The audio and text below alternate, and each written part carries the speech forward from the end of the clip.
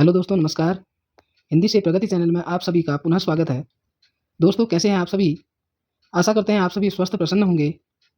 देखिए, आज हम एलटी हिंदी के सिलेबस में जो पहला पेपर होने वाला है 50 नंबर का, उसमें से जो भारत की जीएस है उससे कुछ खेलों से संबंधित प्रश्नोत्तर पूछे जाने हैं, जिसमें टॉपिक दिया है खेल शब्दावली। देखिए, आज हम खेल शब्दावली के बारे में ट्रिक के माध्यम से पढ़ते हैं। यह जो हमारी ट्रिक है संभवतः बहुत ही इंटरेस्टिंग होने वाली है। वीडियो में बने रहिएगा। देखिए, पहला खेल है गोल्फ। दोस्तों देखिए, इसकी शब्दावली है foursome, iron, bogie, bunker. Bunker पोलो में प्रयोग होता है, आगे हम बताएंगे। उसके बाद है दी ग्रीन, उसके बाद है लिम्स और उसके बाद है कैडी। देखिए, अब इनको याद करने के लिए हमने एक ट्रिक बनाने का प्रयास किया है। देखिए, गोल्फ को हम गोला समझें, जैसे बारूद का गोला, गोल्फ।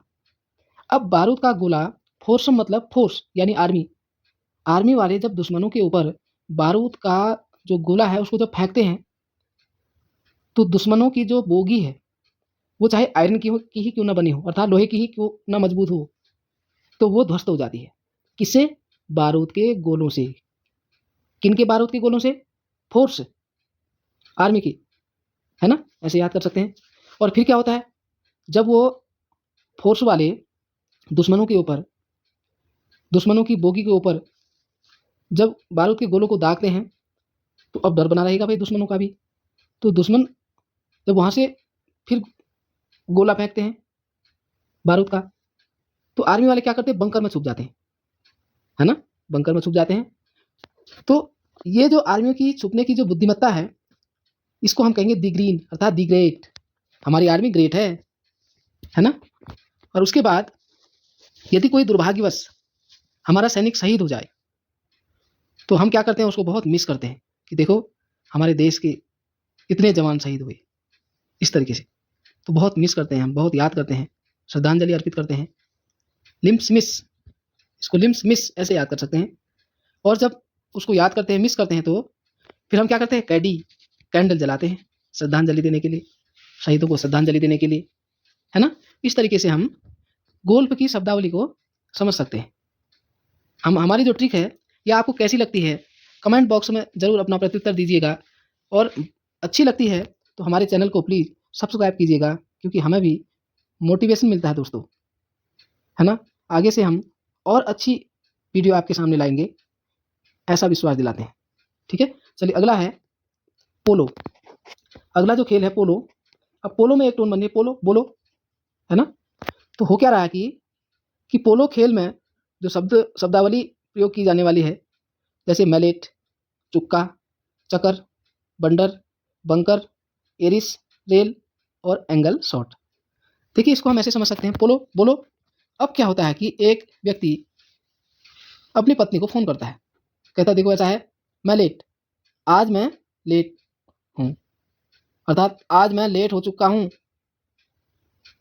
और आप मेरे चक्कर में मेरा इंतजार मत करना। ऐसा कहता है व्यक्ति, किससे? अपनी पत्नी से, कि देखो आज मैं लेट हो चुका हूँ, मेरे चक्कर में आप मेरा इंतजार मत करना। अब पत्नी को आता है बहुत गुस्सा। पत्नी घर में बड़ा बवंडर कर देती है, बंडर बवंडर, मिल जाना।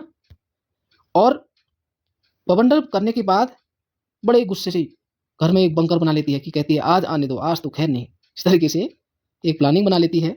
और जैसे ही पति घर में आता है, एरिस रेल, उसकी बड़ी रेल बन जाती है। पत्नी उसकी बड़ी रेल बना देती है। और एंगल शॉट, फिर क्या करती है पत्नी? इधर से उधर से धे धप धपा धप, कई एंगल से पत्नी की जो है शॉट लगाती है बहुत, है ना? तो इस तरीके से आप ट्रिक के माध्यम से, हालांकि ये एक हंसी मजाक की ट्रिक है, लेकिन हमारा उद्देश्य तो है प्रश्न का सही उत्तर जानना। तो आप इस तरीके से भी बहुत अच्छी तरह आप प्रश्नों के उत्तर को समझ सकते हैं, क्योंकि विकल्प में बहुत ज़्यादा कन्फ्यूजन होता है। तो आप उस कन्फ्यूजन को इस ट्रिक के माध्यम से, एक क्लू के माध्यम से समझ सकते हैं कि आपका प्रश्न कभी भी गलत नहीं हो सकता। ठीक है, अगला जो खेल है वाटर पोलो। देखो भैया, वाटर मतलब पानी, पोलो मतलब देखो पानी की पोल खोलो। अब ये जो पानी की जो पाइपलाइन है, इस पाइपलाइन में क्या गोलमोल है? Water polo. इसका पहला जो शब्दकोश है गोल लाइन, दूसरा है 2 मीटर लाइन, तीसरा है 4 मीटर लाइन, फिर है पर्सनल, फिर कैंपस, फिर फॉल्ट। टेनिस में भी प्रयोग होता है ये फॉल्ट शब्द। तो अब देखिए वो कह रहे हैं भैया देखो ऐसा है, पानी की गोल लाइन बनाओ, है ना, मतलब पानी के जो पाइप होते हैं वो बहुत गोल होते हैं। ठीक हो गया। तो फिर क्या होता है, पानी के जो पाइप हैं वो गोल होते हैं, तो किसी व्यक्ति के घर में यदि पानी की लाइन आती है तो लोग देखते हैं, वो कहते हैं भैया ऐसा है, ये जो लाइन है ये 2 मीटर लाइन है या 4 मीटर लाइन है पानी की, वाटर की? 2 मीटर लाइन है, 4 मीटर लाइन है? ये तो हमारी पर्सनल लाइन है भाई, और ये पर्सनल लाइन हमारे कैंपस में जानी चाहिए, क्योंकि यहाँ कैंपस में पानी की बहुत कमी है, और इस पानी की लाइन में, इस वाटर की लाइन में कोई भी फॉल्ट नहीं होना चाहिए। ठीक है, ऐसा कह सकते हैं। तो इस प्रकार से हम वाटर पोलो जो खेल है इसके शब्दकोश को हम ऐसे समझ सकते हैं। ठीक हो गया। चलिए अगला खेल देखते हैं, शतरंज। बहुत प्रसिद्ध खेल है, बहुत बुद्धिमत्ता से खेला जाता है। तो पहला जो शब्दकोश है इसका शब्दावली है चेकमेट, दूसरा है stalemate, passage, bishop, knight, castle, gambit, pawn grand master, Elo rating, FIDE, ये सारे। अब इसमें पहला है चेकमेट। देखो भाई शतरंज आपने सबने देखा ही है, उसमें तो चेक बने रहते हैं, खाने बॉक्स बने रहते हैं, है ना, सफ़ेद और काले, चेकमेट ऐसे समझ सकते हैं। दूसरा है स्टेलमेट, वो क्या होता है, स्टील की तरह होता है एक, है ना, जैसे उदाहरण के लिए चौकोर कुछ एक ऐसा ऐसी वस्तु होती है, तो उसे हम स्टेलमेट इस तरीके से हम समझ सकते हैं।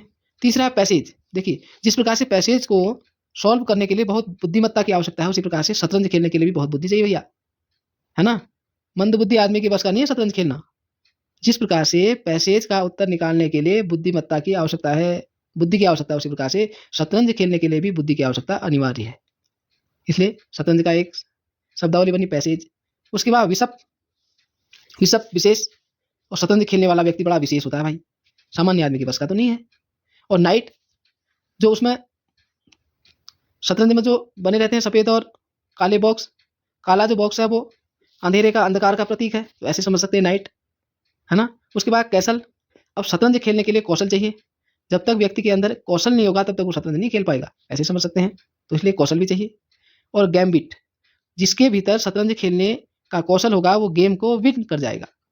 गेम को विन वही कर पाएगा जिसके अंदर शतरंज खेलने का कौशल होगा, और जब वो गेम को विन कर जाएगा तो खुशी के मारे पान की दुकान में जाकर ग्रैंड मास्टर कहेगा देखो देखो देखो भैया मैं जीत गया, है ना, इस तरीके से।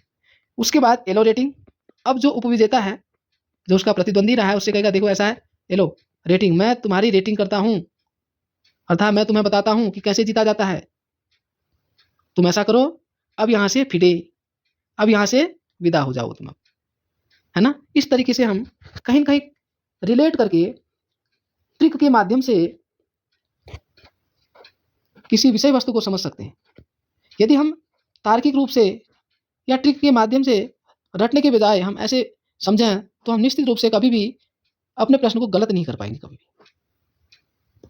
वीडियो में बने रहने के लिए बहुत बहुत धन्यवाद। आगे और इंटरेस्टिंग वीडियो देखने के लिए हमारे चैनल को सब्सक्राइब, लाइक, शेयर करना ना भूलिए प्लीज़। धन्यवाद।